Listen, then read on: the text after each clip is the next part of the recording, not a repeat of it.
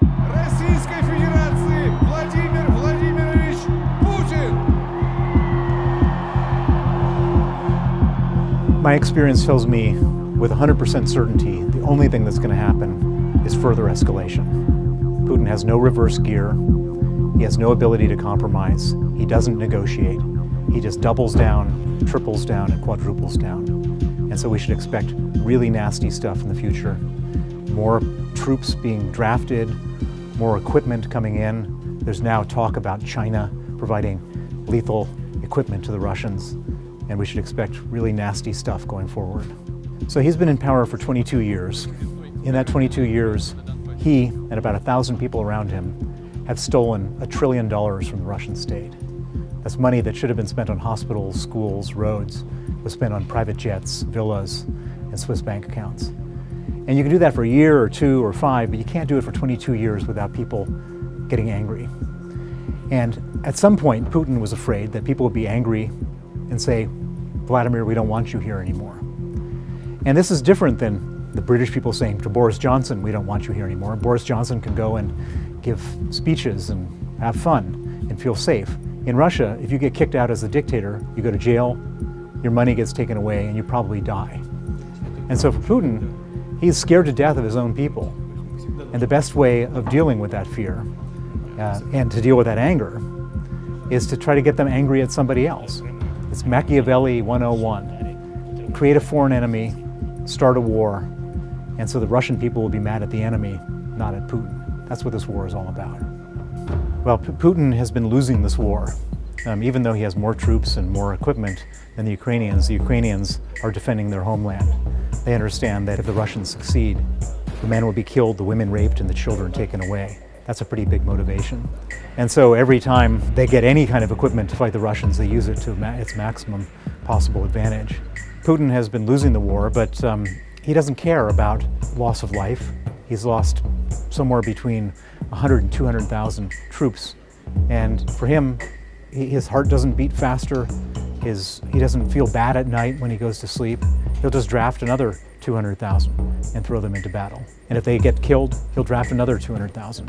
For him, nothing matters other than victory and conquest over his enemies. And that's a hard enemy to fight. I ran an investment fund called the Hermitage Fund in Russia starting in 1996. Gazprom, which is the largest company in Russia, was one of our largest investments. And what we discovered about Gazprom was that 9 members of the management of Gazprom were stealing money on a proportion that no one's ever seen before. They were doing things like transferring huge gas fields outside the company into new companies, and then the management themselves or their relatives would invest in these new companies or buy them from Gazprom for like $50,000, gas fields that were worth $10 billion. They also would take billions of dollars of gas, sell them for almost nothing into companies that they owned, and then those companies would sell the billions of dollars of gas to the market. And so if you added it all up, we calculated that between 1996 and 1999, 9 members of Gazprom's management had stolen oil and gas reserves equal to the size of Kuwait out of the company. The Kuwait, I mean, it's an amount that's an unimaginable amount of money was stolen. Hundreds of billions was stolen out of this company. So when Putin came to power, he wasn't this guy he is today. He wasn't this ruthless dictator. He was kind of weak because the oligarchs had stolen his power from him in the same way as they were stealing money from me. And so we had this alignment of interests, and there's this expression, your enemy's enemy is your friend. And Putin was going after the oligarchs because they were stealing power from him. I was going after the oligarchs because they were stealing money from me. And we had this alignment of interest. Now, I've never met Vladimir Putin. I never spoke to him then or since then. But every time I would then put one of these scandals out there, share it with the Wall Street Journal or the Financial Times, Putin would step in. And he would use whatever limited power he had to crush the oligarchs. And in doing so, the share prices of the companies that I invested in started to go up. And so for a brief period of time, I thought he was a good guy because he was crushing corrupt oligarchs. Turned out that that was just temporary. He ended up winning his war with the oligarchs by arresting the richest man in the country, a a man named Mikhail Hordakovsky, who was the owner of an oil company called Yukos. He arrested him, he put him on trial, and he allowed the television cameras to come into the courtroom and film the richest man in Russia on trial sitting in a cage. And in doing so, all the other oligarchs said, "Oh my God, I don't want to be sitting in the cage myself." And they went to Putin and said, "Vladimir, what do we have to do so we don't sit in a cage?" He said, "It's real simple. I want 50%. And that's the moment that Putin became the richest man in the world. In 2005, Putin was now a beneficiary of the corruption, didn't want me exposing it anymore. And so I was expelled from the country. I was declared a threat to national security. And my offices were raided. They seized a bunch of documents. A young lawyer who worked for me named Sergei Magnitsky investigated the raids. He discovered that the purpose was to steal $230 million of taxes that my firm paid to the Russian government. That money was stolen from the Russian government by a bunch of corrupt officials. He exposed it. He testified against the officials. He was tortured for 358 days and killed in Russian police custody in 2009.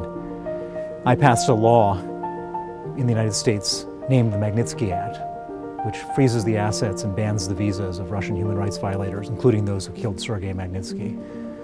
And that led to massive retaliation from the Putin regime. They have put me on death lists. They've put me on kidnapping lists. They've issued 8 Interpol red notices to have me arrested. They've come to Britain asking the government to extradite me back to Russia. I've been arrested in Madrid and Geneva on Russian warrants. They've sued me, they've surveilled me, they've done all sorts of things. So far I've been able to survive, but it hasn't been easy. So the Magnitsky Act was the template which was used to go after Putin's cronies and the oligarchs in Ukraine, freezing the assets, banning the visas. And Putin keeps his money with these oligarchs, so from one perspective it's highly effective, because if you want to go after Putin, it's like 2 fingers in the eye for Putin. The problem is that that money is frozen, but every day Russia sells between $500 million and $1 billion worth of oil and gas to the West. And as long as that money is coming in, that's enough money for them to fund their war. And so we might have frozen the assets of the oligarchs and also frozen the assets of the Russian central bank. We still continue to give Russia the money that they need to fund this war. And until we stop buying their oil and gas, that's going to be a problem. At the moment, there's 40 oligarchs who have had their assets frozen. There's 118 oligarchs on the Forbes rich list. A lot of oligarchs are still footloose and fancy-free. In addition, there's a lot of oligarchs who have put money in the names of relatives and trustees and proxies and nominees around them who still function very profitably. And so the whole purpose of sanctioning the oligarchs requires that we get tougher, more creative, because they're pretty creative in their ways of evading sanctions. My analysis is there's very few people in Russia like Sergei Magnitsky, and those who have been like him are sitting in jail right now. And the message to all the other population is that you're going to have a really hard life if you stand up to the regime. And most people in Russia are different than here. There's not a lot of public spiritedness in Russia. Those people who aren't happy with the war, what do? They leave the country. And literally 1 million people who have the resources to leave the country have left the country because of this war. They're not willing to go to Red Square, they're willing to go to Georgia or Armenia or Turkey or Dubai to sit out the war. Putin has the Russian public totally brainwashed. They believe that this is a righteous war. They believe this is a war that justifies economic hardship.